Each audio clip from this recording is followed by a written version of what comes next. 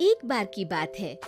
एक राजा अपने बेटे राजकुमार के साथ अपने राज्य में घूमने के लिए निकले। अक्सर ही राजा अपने राज्य में लोगों का हालचाल पूछने जाया करते थे, पर इस बार वे अपने बेटे को भी साथ में लेकर गए ताकि राजकुमार भी अपने लोगों से मिल सके। अपनी यात्रा की शुरुआत वो लोग मंदिर से करते हैं। जब राजा और राजकुमार मंदिर की सीढ़ियां चढ़ रहे थे, तब राजकुमार की नजर मंदिर की सीढ़ियों पर बैठे एक भिखारी पर जाती है। माथे पर चंदन, गेरुए रंग के वस्त्र पहने, हाथों में कमंडल लिए हुए एकदम ब्राह्मण के जैसे लग रहा था।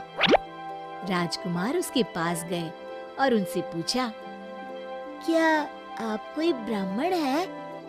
उस भिखारी ने कहा, जी राजकुमार, मैं एक बहुत गरीब ब्राह्मण हूँ।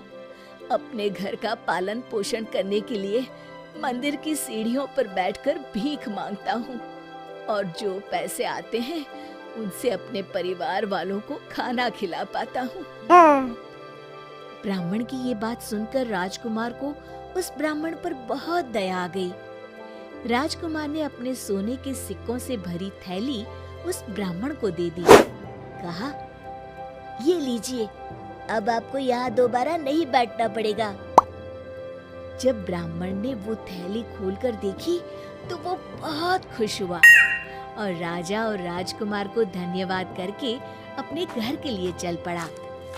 रास्ते में वो ब्राह्मण सोचते हुए जा रहा था, जल्दी से चलकर ये सोने के सिक्के अपनी पत्नी को दिखाऊंगा, वो भी कितनी खुश हो जाएगी। अब हमारी गरीबी खत्म हो जाएगी, अब मुझे भीख नहीं मांगनी पड़ेगी, खुशी खुशी हमारा जीवन बीतेगा। हमारे राजकुमार बहुत बड़े दिल वाले हैं। ब्राह्मण ये सब सोच ही रहा था कि इतने में वहाँ पर एक लुटेरा आया और ब्राह्मण के हाथ से वो थैली छीन के भाग गया। नहीं, छोड़ दो मेरी थैली, चोर चोर, पकड़ो पकड़ो, अरे कोई तो पकड़ो। ब्राह्मण ने वो थैली बचाने की बहुत कोशिश की, पर वो चोर थैली लेकर वहां से भाग गया। ब्राह्मण बहुत निराश हो गया। उसकी खुशी कुछ ही पल में खत्म हो गई। घर आकर उसने अपनी पत्नी को पूरी बात बताई। ये सुनकर पत्नी भी बहुत दुखी हो गई और बोली, आप दुखी न हो, शायद वो हमारे लिए नहीं था, इसलिए हमें नहीं मिल पाया। दुखी होकर ब्राह्मण खाना खाकर सो गया। अगले दिन फिर सुबह उठकर मंदिर में जाकर भीख मांगने लगा। राजकुमार राजा के साथ आज भी घूमने निकले। मंदिर आए तो फिर उस ब्राह्मण को वहीं देखा। राजकुमार ने कहा, आप आज फिर यहाँ क्यों आ गए? कल ही तो मैंने आपको इतना सारा धन दान में दिया था।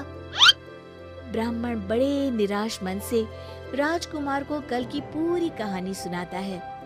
राजकुमार को ब्राह्मण की बात सुनकर बहुत दुख हुआ। फिर राजकुमार अपनी थैली में से बहुत ही कीमती पत्थर माणिक निकालते हैं और वो माणिक ब्राह्मण को देते हुए कहते हैं, ये लीजिए, ये बहुत ही कीमती पत्थर है, ये आपके बहुत काम आ सकती है। ब्राह्मण वो पत्थर पाकर बहुत खुश हो गया और राजकुमार से कहा, आपका बहुत बहुत धन्यवाद राजकुमार, आप इंसान नहीं, देवता है, देवता। चलिए अब मैं चलता हूँ। राजकुमार भी मुस्कुराते हुए अपने रास्ते चले जाते हैं।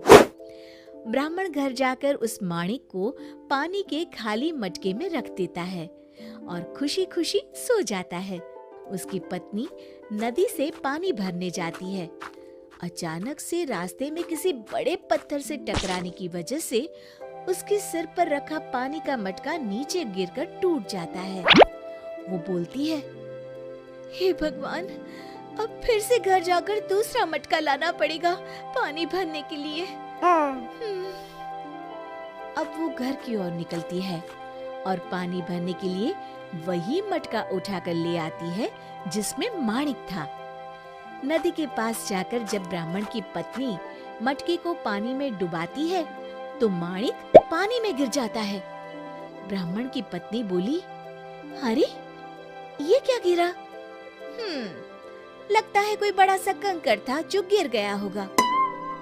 ऐसा सोचकर वो मटकी में पानी भरकर घर ले आती है। जब वो पानी भर के घर आई तब ब्राह्मण भी जग चुका था। उसने अपनी पत्नी को सारी बात बताई। ब्राह्मण की पत्नी बहुत खुश हुई और बोली, कहाँ है वो माणिक पत्थर? जरा मुझे भी दिखाइए। उसे तो मैंने बहुत ही संभाल के पानी के खाली मटके में छुपा दिया है। रुको, अभी लाता हूँ।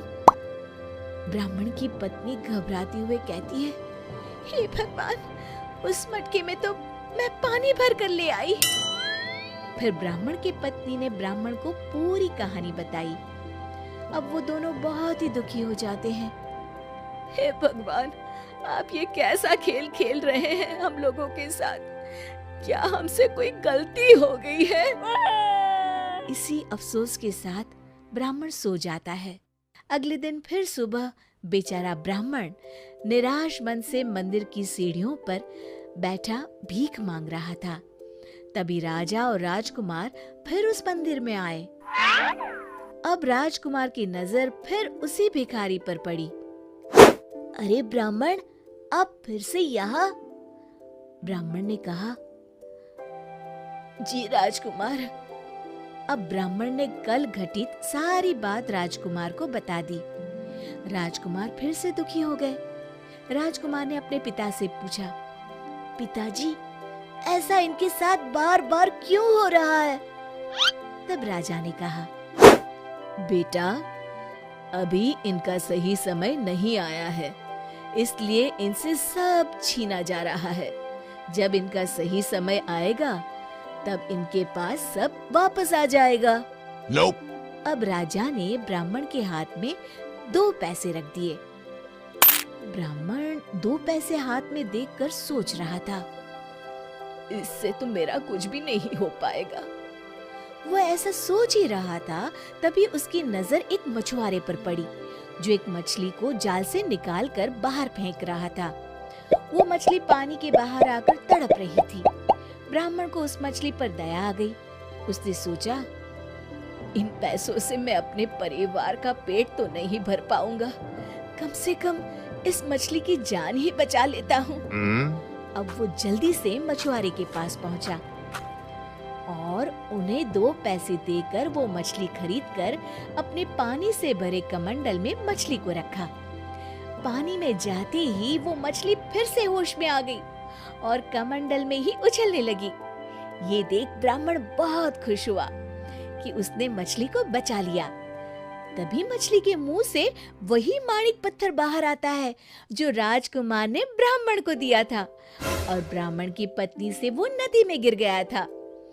पत्थर को देखकर तो ब्राह्मण की खुशी का ठिकाना नहीं रहा और वो खुशी से उछलते हुए बोला, मिल गया, मिल गया, मिल गया, आखिरकार मिल ही गया।